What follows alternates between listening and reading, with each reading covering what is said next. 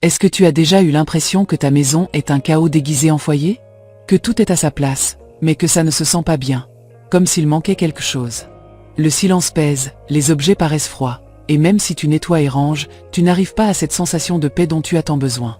Aujourd'hui, je vais te raconter les 10 habitudes danoises qui transforment n'importe quelle maison en un refuge chaleureux et plein de calme. Ce sont des coutumes rares, que peu de maîtresses de maison connaissent, mais qui changent complètement l'énergie de ton foyer. Si tu veux que ta maison se sente vivante, sereine et réconfortante, reste avec moi. La première est d'allumer des bougies même en journée. Imagine entrer dans une pièce quelconque de ta maison. Elle est propre, rangée, la lumière naturelle entre, mais tu sens qu'il manque quelque chose. Un détail invisible qui fait la différence entre une maison fonctionnelle et un foyer qui étreint. Les Danois ont bien compris cela, ce détail est le feu vivant. Ils allument des bougies même en plein jour, quand le soleil entre par les fenêtres et que tout est illuminé. Et ils ne le font pas pour la décoration ni pour le parfum, mais parce qu'ils comprennent quelque chose que nous oublions parfois. Une flamme allumée calme l'esprit et transforme l'ambiance sans que tu t'en rendes compte. Quand tu regardes une bougie qui brûle, ton regard s'arrête. Le mouvement du feu t'oblige à ralentir le rythme, à respirer plus lentement, à te déconnecter pendant quelques secondes de cette anxiété invisible que beaucoup de maîtresses de maison portent sans le remarquer. Il ne s'agit pas d'une bougie luxueuse ni parfumée. Cela peut être la plus simple, blanche, sans odeur. Ce qui importe, c'est la présence vivante du feu. C'est un symbole de refuge, de vie allumée au milieu de la routine quotidienne. Les Danois ont un terme précieux pour cela. Ils l'appellent « levendlys », ce qui signifie « lumière vivante ». Et ce qui est curieux, c'est qu'ils préfèrent la placer dans des espaces quotidiens, pas seulement lors de dîners romantiques ou de moments spéciaux. Une bougie à côté de la tasse de café pendant que tu paies les factures. Une sur l'étagère pendant que tu plies le linge. Une autre petite dans la cuisine pendant que tu cuisines. Parce qu'ils savent que ces moments communs sont ceux qui ont le plus besoin de chaleur. Même la science le soutient. Il est démontré qu'observer une flamme réduit l'activité cérébrale liée au stress et augmente la sensation de sécurité. Nos ancêtres le savaient bien, quand ils se réunissaient autour du feu, ce n'était pas seulement pour la chaleur, mais parce que cette lumière tremblotante avait quelque chose d'hypnotique qui calmait les inquiétudes. Les Danois ont hérité de cette sagesse ancestrale et l'ont amenée dans leur foyer moderne. Et en effet, dans une maison où tout devient automatique, les écrans, les horloges, les notifications, une flamme allumée interrompt cette froideur. Elle change l'air. Elle humanise l'espace. Elle te ramène au présent sans effort. Tu n'as pas besoin de la justifier. Tu n'as pas besoin d'un événement pour l'allumer. Fais-le un mardi ordinaire, pendant que tu arroses une plante ou que tu lis un message sur ton portable. Tu verras comment l'ambiance s'adoucit. Tu peux même créer de petits rituels sans t'en rendre compte. L'allumer quand le soir tombe, quand il commence à faire sombre, au lieu d'allumer la lumière blanche du plafond. Une bougie peut changer l'énergie d'un repas rapide et silencieux à table en quelque chose de plus chaleureux, même si personne ne parle. Et ce qui est le plus curieux, c'est que les personnes qui vivent avec toi, même si elles ne le disent pas, le perçoivent. La maison se sent différente, plus vivante, plus sereine. Si jamais tu as senti que ton foyer est devenu froid ou indifférent, tu ne peux pas le réparer seulement avec de jolis meubles. Commence par ce qu'il y a de plus basique et ancien, une bougie allumée. C'est peu coûteux, simple, et ça a un pouvoir presque magique. Quand tu le feras, ne pense pas que c'est quelque chose d'insignifiant. C'est un petit geste, oui, mais les Danois savent que les maisons les plus accueillantes se construisent avec de petits actes répétés chaque jour. Fais l'essai aujourd'hui. Choisis n'importe quelle bougie que tu as gardée, place-la près de toi, allume-la et laisse-la là, vivante. Peu importe si le soleil entre, si personne d'autre n'est à la maison ou si tu as 1000 choses à faire. Regarde-la juste un instant. Je te promets qu'à ce moment-là, toute la maison commence à respirer différemment. La deuxième habitude, avoir un coin caché dans la maison dédié uniquement à toi. Il y a quelque chose que presque aucune maîtresse de maison ne s'autorise, c'est d'avoir un espace qui soit uniquement à elle. Pas le lit, pas la cuisine, pas le fauteuil où tout le monde s'assoit. Un coin personnel, sacré, où personne n'a le droit d'interrompre. Les Danois comprennent qu'une maison accueillante n'est pas seulement ordre et jolie décoration, mais aussi espace émotionnel. C'est pourquoi ils ont quelque chose qu'ils appellent ikkrog. C'est difficile à traduire, mais cela signifie un coin intime, un refuge chaleureux, un petit endroit caché dans la maison où tu peux t'arrêter et être toi, sans devoir rien à personne. Et il ne faut pas une grande maison ni une pièce libre. Ça peut être un coin près d'une fenêtre, derrière un rideau, dans un angle oublié du salon ou même dans la cuisine, où tu es presque toujours. Ce qui importe, ce n'est pas la taille, mais l'intention. Les Danois y placent une couverture douce, une petite plante ou une branche sèche dans un bocal, une lampe chaude ou une bougie, et parfois un livre ou un carnet. Rien de cher ni compliqué. Mais tout ce qui est là doit te parler à toi, pas aux autres. Cet espace remplit un but. Te rappeler que tu existes au-delà des tâches, des choses à faire, de la nourriture, du linge sale, des factures ou des soucis familiaux. C'est un espace pour écouter tes propres pensées sans hâte. Pour prendre une tasse de thé et voir comment la lumière bouge sur le mur. Pour lire 2 pages sans que personne ne te demande rien. Pour regarder par la fenêtre sans culpabilité. Parce que, et cela ils l'ont très clair au Danemark, une maison n'est pas accueillante si toi-même tu ne te sens pas accueilli en elle. Ce petit refuge devient ton lieu d'atterrissage mental. Quand la journée devient bruyante, les inquiétudes grandissent et tu sens que tu te perds au milieu de la routine. T'asseoir là, même 5 minutes, te ramène à toi. Tu n'as pas besoin de méditer, ni de lire, ni de faire quoi que ce soit de productif. Juste être. Sentir le toucher de la couverture, la chaleur de la lumière tamisée, écouter un bruit de fond. C'est un repos profond qui ne dépend pas du sommeil ni de sortir de la maison. Ce qui est curieux, c'est qu'avec le temps, cet espace se charge de ta propre énergie. Il devient un lieu qui, rien qu'en le regardant, te rappelle que tout va bien, même s'il y a du chaos dehors. Et le plus beau, c'est que personne d'autre dans la maison ne comprendra ce que ce coin signifie pour toi. Mais tous percevront que, depuis que tu l'as, il y a quelque chose de différent en toi. Les Danois, qui traversent de longs hivers gris et sombres, savent que le bien-être ne dépend ni du climat, ni d'avoir beaucoup d'argent ni de grands luxes. Il dépend de petits détails qui prennent soin de ton âme sans que tu t'en rendes compte. Et cette habitude d'avoir ton ikrog, ton refuge personnel dans la maison, est l'une des plus puissantes. Fais-le aujourd'hui. Cherche un coin, place une couverture que tu aimes, une petite plante ou un objet qui te fait sourire, une lampe ou une bougie. Peu importe si les enfants crient, s'il y a de la vaisselle dans la cuisine ou si 1000 choses t'attendent. Ce coin est intouchable. C'est ton refuge. Et même si tu ne t'assieds là que 3 minutes par jour, je te garantis que ta façon d'habiter ta maison commence à changer. Parce que quand une femme s'autorise un espace à elle, tout son foyer devient plus humain, plus chaleureux et plus réel. La 3e habitude, très étrange mais efficace, enlever toutes les horloges des espaces communs. Il existe une pression invisible dans presque toutes les maisons et que personne ne remet en question parce qu'elle est normalisée, l'horloge. Elle est accrochée dans la cuisine, dans le salon, au-dessus de la télévision ou sur le mur de la salle à manger. Et même si tu crois qu'elle est là juste pour t'organiser, en réalité elle conditionne tout ce que tu fais. Tu ne cuisines pas parce que tu as faim, tu cuisines parce que c'est l'heure de déjeuner. Tu ne finis pas de lire un livre parce que tu te sens bien, mais parce que il est déjà tard. Tu ne discutes pas calmement à table parce qu'en regardant l'heure, tu ressens l'obligation de passer à autre chose. Les Danois ont découvert il y a longtemps que vivre contre la montre est un des plus grands pièges des maisons modernes, et c'est pourquoi ils font quelque chose de radical. Ils enlèvent toutes les horloges des espaces communs. Oui, il n'y a pas d'horloge dans la cuisine, ni dans le salon, ni dans la salle à manger. Seulement des horloges discrètes dans les chambres ou dans les espaces de travail où elles sont vraiment nécessaires. Et l'effet que cela produit dans la maison est presque immédiat. L'ambiance devient plus humaine, plus naturelle. Les gens commencent à manger quand ils ont faim, à prendre un café quand leur corps le demande, à discuter sans compter les minutes. Le foyer devient un espace où le temps s'écoule de manière organique, et non comme un compte à rebours. Cela peut sembler un détail mineur, mais essaie de le faire un jour seulement. Enlève cette horloge du mur, range celle de la salle à manger, retourne celle de la cuisine. Il ne s'agit pas de ne pas savoir l'heure, car de toute façon tu as ton portable ou l'horloge du four si tu en as besoin. C'est te permettre de vivre un moment sans cette surveillance silencieuse constante. Tu vas te rendre compte combien de fois, sans le vouloir, tu regardais l'horloge alors que ce n'était pas nécessaire. C'est une habitude automatique qui influence ton humeur sans que tu en sois consciente. Quand tu enlèves ces horloges des espaces partagés, la maison respire différemment. La nourriture a meilleur goût parce que tu n'es pas pressé. Les conversations durent plus longtemps sans culpabilité. Si tu t'assois pour prendre un café ou regarder par la fenêtre, c'est pour le plaisir, pas parce que tu as 5 minutes libres. Les Danois comprennent que dans un foyer accueillant, le temps doit être au service de la vie, pas l'inverse. Et cela ne signifie pas vivre sans organisation ni laisser tout au hasard. Au contraire. Cela signifie donner sa place au temps là où il est vraiment nécessaire. Sur le bureau, dans le réveil de la chambre, dans la montre au poignet si tu veux. Mais laisser les espaces communs de la maison, qui devraient être des lieux de calme, de rencontre et de bien-être, ne pas être gouvernés par ce tic-tac invisible qui nous presse. Cette habitude, bien que simple, change la qualité de ta journée sans que tu t'en rendes compte. Parce que quand tu cesses d'être à l'affût de l'heure à chaque instant, c'est plus important comment tu te sens que quelle heure il est. Et c'est ça, au fond, qui fait qu'une maison cesse d'être juste un lieu où tu vis, pour devenir un endroit où tu peux respirer. Fais l'essai. Enlève-les pour une journée. Observe comment tu te comportes, quelles sensations apparaissent, comment le rythme de la maison change.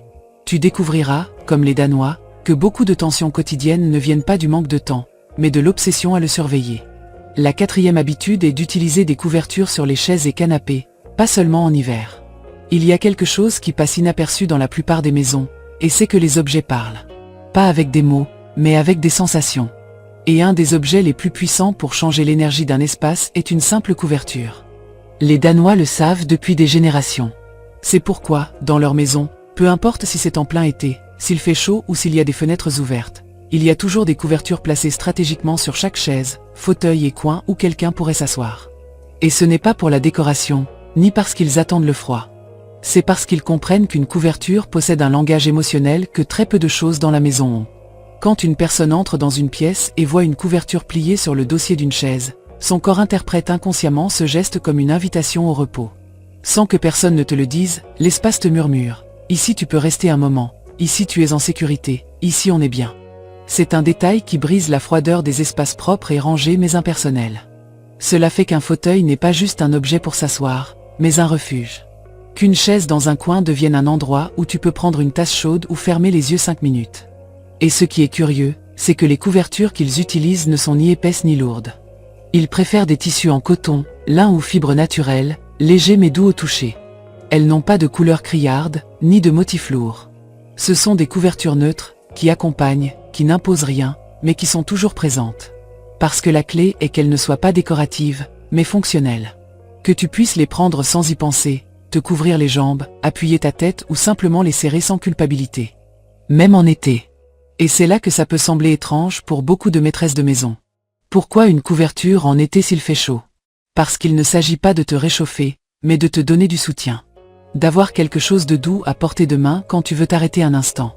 Dans une culture comme celle du Danemark, où le bien-être émotionnel à la maison est une priorité, ils comprennent que le contact physique avec des textures agréables aide à relaxer le système nerveux, à diminuer l'anxiété et à générer une sensation de refuge.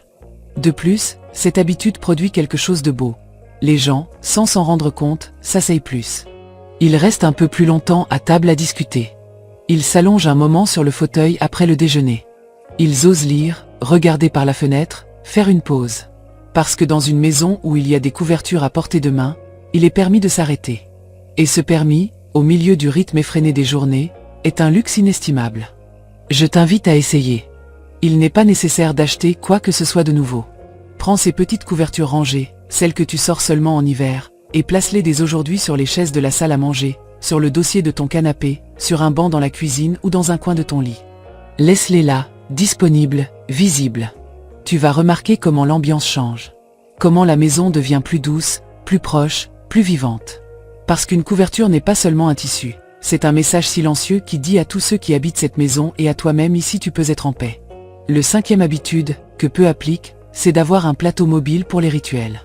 Il y a des objets dans la maison qui passent inaperçus, et d'autres qui, sans faire de bruit, changent complètement la façon dont tu vis tes espaces. Les Danois comprennent cela depuis des siècles. C'est pourquoi ils ont une habitude précieuse, presque inconnue hors de leur culture, qui consiste à avoir un plateau mobile pour les rituels. Et je ne parle pas de rituels compliqués ni de cérémonies élaborées, mais de petits moments de calme conscient que tu peux créer dans n'importe quel coin de la maison, avec des éléments simples, mais placés avec intention. Imagine un simple plateau en bois, en métal, en osier, peu importe le matériau. L'important est qu'il soit facile à déplacer. Sur ce plateau, tu places quelques objets qui te transmettent du bien-être. Ça peut être une bougie allumée, une tasse de thé, un livre que tu aimes avoir près de toi même si tu ne le lis pas en entier, une petite branche de fleurs séchées, une jolie pierre que tu as ramassée, une vieille photo, un vase avec de l'eau et une feuille verte, ou même une lettre que t'as écrit quelqu'un d'important. Peu importe ce que c'est, tant que ça te fait du bien de le voir. Ce qui rend ce plateau spécial, c'est sa mobilité. Il n'est pas fixé sur une table ni une étagère. Tu peux le porter avec toi dans la maison. Si tu es dans la cuisine en train de préparer quelque chose et que tu sens que la journée est lourde, tu poses le plateau près de toi. Si tu t'assois sur le canapé pour regarder par la fenêtre, tu le poses sur la table basse. Si tu décides de prendre un long bain, tu l'emportes dans la salle de bain et tu allumes la bougie là. Si tu vas lire un moment avant de dormir, tu le poses sur ta table de chevet. Le plateau devient une sorte de bulle personnelle de bien-être que tu déplaces selon tes besoins. Les Danois savent qu'il n'est pas toujours possible de redécorer la maison ou de transformer tout un espace pour se sentir mieux. Mais tu peux modifier l'atmosphère émotionnelle d'un lieu par de petits gestes. La présence d'objets qui te réconfortent, rassemblés en un seul endroit, génère une sensation de refuge portable. C'est comme emmener un petit bout de chez toi avec toi à l'intérieur même de la maison. Et le plus précieux dans cette habitude, ce n'est pas l'objet lui-même, mais l'action de la rendre consciente. En préparant ce plateau, tu choisis, calmement, quelle chose tu veux avoir près de toi aujourd'hui. Peut-être qu'un jour tu y mets une bougie, un autre jour non. Parfois ce sera un livre, d'autres fois une plante, ou juste une tasse avec une boisson chaude. Le simple fait de prendre le temps de décider ce dont tu as besoin pour te sentir bien à ce moment-là est déjà un acte de soin personnel que la plupart d'entre nous oublient complètement dans la routine quotidienne. De plus, le plateau fonctionne comme une excuse parfaite pour se déconnecter de l'urgence et se reconnecter à ce qui est important. Au lieu de rester coincé entre écrans, tâches ou soucis, le voir te rappelle que tu peux, et dois, t'autoriser de petits moments pour toi. Et même si ce n'est que pour t'asseoir 2 minutes à regarder la bougie allumée ou à prendre une gorgée de café calmement, ça change ta journée. Cet objet devient tellement personnel qu'avec le temps il cesse d'être un simple plateau et se transforme en une extension de ton état d'esprit. Quand la maison semble froide ou distante, il suffit de poser le plateau au milieu de l'espace pour que tout paraisse plus humain, plus à toi. Sans dépenser d'argent, sans grand changement. Et le mieux, c'est que ça se transmet. Ceux qui vivent avec toi commencent à percevoir ce détail, et même s'ils ne le disent pas, ils en ressentent l'effet. Parce qu'une maison accueillante n'a pas besoin de luxe ni de design parfait. Elle a juste besoin d'intentions visibles, d'actes quotidiens qui disent à tous, y compris à toi-même, qu'il y a de la place pour le calme, le soin et la pause. Fais l'essai. Aujourd'hui même. Cherche n'importe quel plateau, même une grande assiette. Choisis 4 ou 5 objets qui te réconfortent. Pose-les dessus. Et porte-le avec toi pendant que tu fais tes activités. Tu verras comment l'énergie de ta maison change. Tu verras comment, sans t'en rendre compte, tu trouves des excuses pour t'arrêter. Tu verras comment, même si tout reste pareil, ta manière d'habiter cet espace devient plus douce, plus à toi. Parce qu'au final, comme les Danois le savent bien, ce n'est pas la maison que tu as, mais comment tu la vis. Et un simple plateau peut te le rappeler. Le 6e, éteindre les lumières du plafond au crépuscule.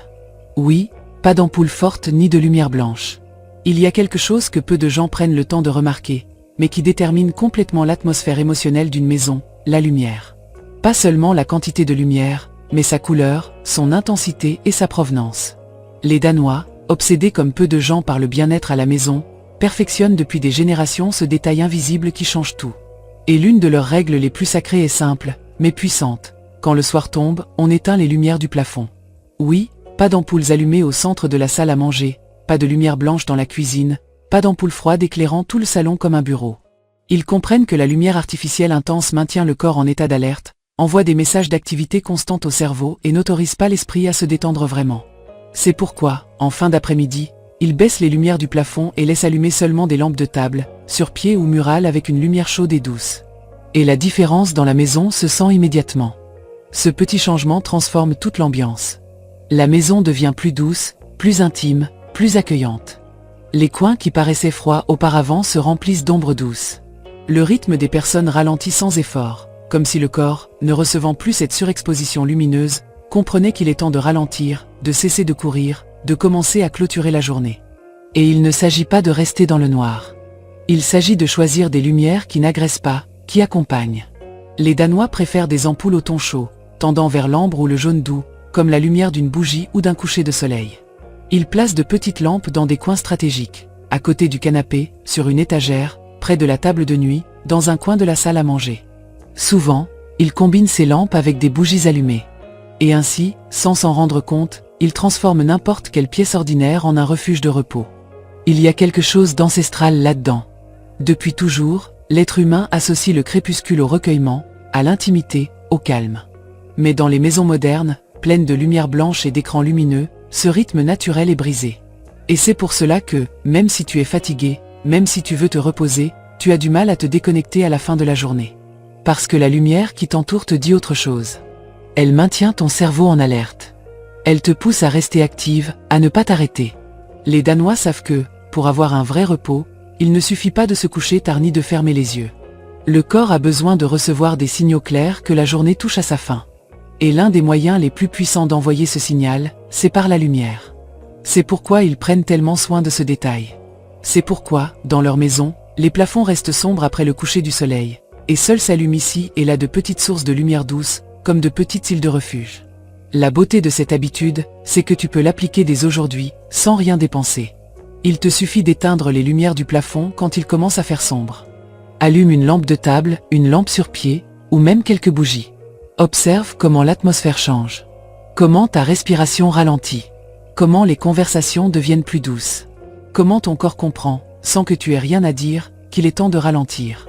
Et le plus précieux, c'est que ce type de lumière crée des espaces propices à ce qui compte vraiment à la maison. Partager un repas sans précipitation, lire sans distraction, discuter sans écran, te regarder dans le miroir et te reconnaître après une longue journée. La lumière tamisée ne fait pas que éclairer, elle soigne. Elle ne montre pas seulement, elle protège. Elle t'enveloppe sans te demander quoi que ce soit. Fais-le ce soir. Même si c'est dans une seule pièce. Éteins la lumière du plafond et laisse seulement une lampe chaude ou quelques bougies allumées. Tu verras comment, sans rien changer d'autre, ta maison commence à se sentir plus vivante, plus douce, plus paisible. Parce que comme les Danois le comprennent bien, la lumière est le langage invisible du foyer. Et quand tu apprends à l'utiliser, toute la maison apprend à te réconforter. La 7e habitude est de garder une boîte ou un panier d'objets qui te font sourire. Il y a de petites choses dans la vie qui ont le pouvoir de nous soutenir, de nous rappeler qui nous sommes, de nous ramener au présent quand tout semble désordonné à l'intérieur. Mais dans le rythme quotidien de la maison, ces choses se perdent. Elles restent enfermées dans des tiroirs, mélangées à de vieux papiers, oubliées dans des boîtes au fond du placard. Les Danois, qui ont fait du bien-être quotidien un art silencieux, pratiquent une habitude simple et profondément humaine, avoir une boîte ou un panier avec des objets qui te font sourire. C'est aussi simple que ça. Et aussi important. Elle n'a pas besoin d'être grande, ni chère, ni décorée. Ça peut être un panier en osier, une boîte en bois, une vieille boîte en métal ou une boîte en carton enveloppée de jolis papiers. L'important n'est pas son apparence, mais ce qu'elle contient. Parce que cet espace sera, désormais, un refuge émotionnel privé à l'intérieur de ta propre maison. Un endroit où tu vas placer des choses qui, sans raison logique, te font du bien quand tu les vois, les touches ou les as près de toi. Cela peut être une vieille lettre, de celle que tu as reçue quand tout était plus simple. Une photo où tu souris, sans te soucier de paraître bien. Un billet de cinéma d'un film qui t'a marqué. Un caillou que tu as ramassé un après-midi à la plage. Un morceau de ruban, un pendentif cassé, une feuille sèche qui a pris une belle couleur une fois. Peu importe ce que c'est. La seule chose qui compte, c'est qu'en le regardant ou le touchant, tu ressentes une petite chaleur intérieure. Un sourire silencieux. La sensation que tout n'est pas perdu, même si la journée est difficile. Les Danois savent qu'au milieu de la routine domestique, dans une maison qui fonctionne comme une horloge et où tout a une place et un but, il faut aussi de la place pour ce qui est inutile mais précieux. Des choses qui ne servent à rien de pratique, mais qui servent à tout le reste. Parce que l'esprit a besoin, de temps en temps, de se connecter à ces objets qui lui rappellent qu'il y a de la beauté dans la simplicité, dans l'oubli, dans l'insignifiance. Et la beauté de cette habitude, c'est qu'elle n'est pas décorative, elle est thérapeutique. Ils ne mettent pas ces boîtes dans des vitrines ni ne les montrent aux visiteurs. Ils les gardent dans un coin du salon, sous une petite table, sur une étagère dans la chambre. À portée de main, mais sans ostentation. Ce sont des trésors personnels.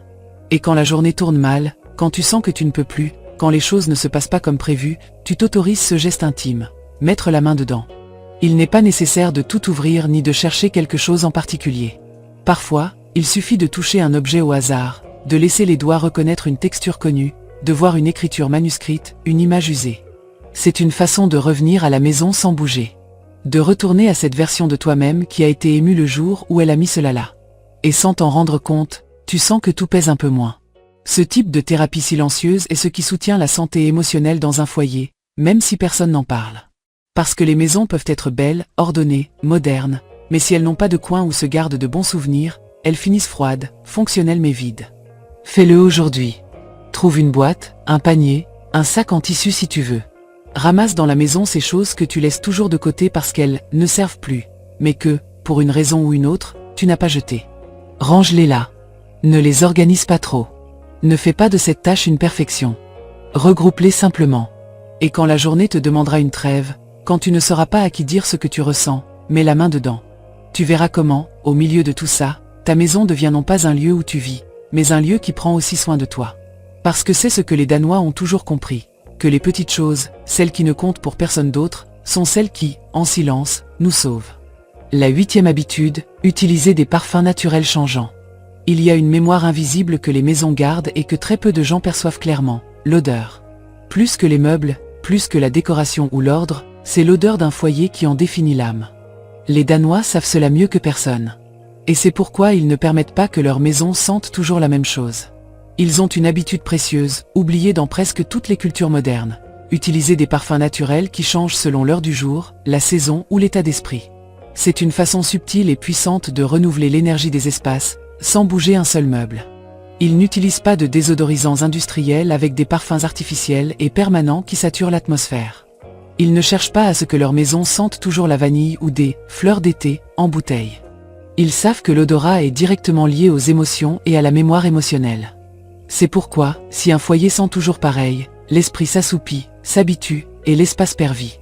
En revanche, si les parfums changent, le cerveau les perçoit comme des moments nouveaux. Et ce petit geste fait que chaque jour paraît différent, même si tout le reste pareil. Le matin, quand la maison est encore en train de se réveiller, les Danois préfèrent l'arôme du café fraîchement préparé, même s'ils ne le boivent pas. Rien que l'acte de préparer du café ou de chauffer de l'eau avec des branches de cannelle ou des zestes de citron remplit la cuisine d'un parfum qui réveille et anime. Pas besoin de diffuseur cher. Il suffit de faire bouillir quelque chose de naturel. Cette odeur te dit, sans mots, que la journée commence. À midi, quand l'ambiance est déjà chargée d'activité, ils choisissent des parfums d'agrumes et frais. Ils coupent des pelures d'orange, les déposent sur la cuisinière ou les font doucement bouillir. Parfois, ils utilisent des branches de romarin ou de thym frais. Ce parfum purifie l'air, le revitalise, le rend propre sans ouvrir toutes les fenêtres. C'est une façon de clarifier l'esprit sans s'arrêter. L'après-midi, quand le rythme ralentit, ils préfèrent des odeurs qui invitent au repos. Ils déposent dans une petite coupelle quelques gouttes d'huile essentielle de lavande ou d'eucalyptus, ou brûlent des bois aromatiques comme le cèdre. Ils allument aussi des bougies au parfum naturel très doux, rien d'envahissant. Ce changement d'arôme marque une transition émotionnelle. L'espace cesse d'être un lieu de travail et d'activité, pour devenir un refuge de recueillement. Et en hiver, cette habitude devient encore plus importante. Des parfums d'épices, de thé chaud, d'écorces sèches et de branches de pin ou d'eucalyptus se mêlent dans la maison pour contrer l'obscurité et le froid. Mais le plus beau, c'est qu'ils ne le vivent pas comme une obligation décorative, mais comme un geste de soin invisible. C'est une façon de dire à la maison et à ceux qui l'habitent, aujourd'hui est un jour différent, ici on respire la calme. Ce qui est curieux, c'est que même si personne d'autre ne le remarque consciemment, tout le monde le perçoit. Les personnes qui entrent dans une maison qui sent bon naturellement se sentent différentes. Le corps se détend, la respiration ralentit. Parce que ce n'est pas juste l'odeur, c'est le message que ce parfum porte avec lui. Fais l'essai. Tu n'as pas besoin de parfum coûteux ni de bougies parfumées de marque. Le matin, fais bouillir de l'eau avec un peu de café, de cannelle ou de zeste de citron. À midi, utilise des pelures d'orange, des feuilles de laurier, des branches de romarin. L'après-midi, allume une bougie en cire naturelle ou dépose quelques gouttes d'huile essentielle de lavande sur un mouchoir près de toi. Tu verras comment change non seulement l'air, mais aussi la façon dont tu habites ta maison. Parce qu'un foyer accueillant n'est pas seulement un endroit joli et rangé. C'est un espace qui parle à tes sens, qui t'enveloppe, qui prend soin de toi sans que tu t'en rendes compte. Et les Danois savent depuis toujours que changer le parfum de la maison, c'est changer la façon dont on y vit. Une maison qui sent différemment chaque jour est une maison qui ne stagne jamais, qui ne devient jamais routine, qui respire avec toi. La 9e habitude, très curieuse, est de mettre de petites notes ou messages dans les coins de la maison. Il y a une énorme différence entre habiter une maison et sentir que cette maison t'appartient émotionnellement. Beaucoup de gens vivent des années dans un lieu sans établir de vraies connexions avec leurs espaces, sans laisser de petites traces personnelles qui les humanisent. Les Danois, avec leur profonde sensibilité pour prendre soin de l'âme du foyer, pratiquent quelque chose d'aussi discret que puissant, laisser de petites notes ou messages cachés dans les coins quotidiens de la maison. C'est une de ces habitudes invisibles qui n'apparaissent pas dans les magazines de décoration, mais qui changent complètement ta relation avec ton propre espace. Il ne s'agit pas de grands panneaux motivants ni de phrases mièvres encadrées au mur. Ce sont des messages intimes, minuscules, écrits à la main, que tu places dans des endroits où seul toi ou ceux qui vivent avec toi peuvent les trouver. Un mot écrit au marqueur dans le coin du miroir de la salle de bain. Un papier plié dans le tiroir des couverts qui dit « Aujourd'hui, ça va bien se passer ».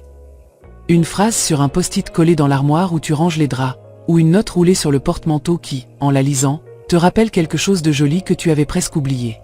Les Danois savent que la maison parle aussi. Que chaque objet, chaque recoin, peut être un pont émotionnel.